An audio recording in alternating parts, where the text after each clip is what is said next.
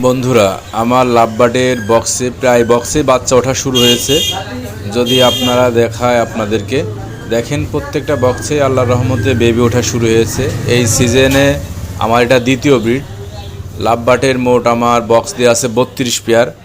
তো 32 পেয়ারের ভিতরে ম্যাক্সিমাম বক্সে আলহামদুলিল্লাহ খুব ভালো প্রোগ্রেস, 4টা 5টা করে বেবি এসছে এবং ডিম আছে আপনার 6টা, 5টা, 4টা, নিচাই কোনো ডিম নেই। তো আলহামদুলিল্লাহ খুব ভালো প্রোগ্রেস। আপনারা দেখতে থাকেন আমার লাভবার্ডের প্রোগ্রেসের কী অবস্থা। সবাই আমাকে একটু সাপোর্ট দিয়েন, ভালো থাকবেন।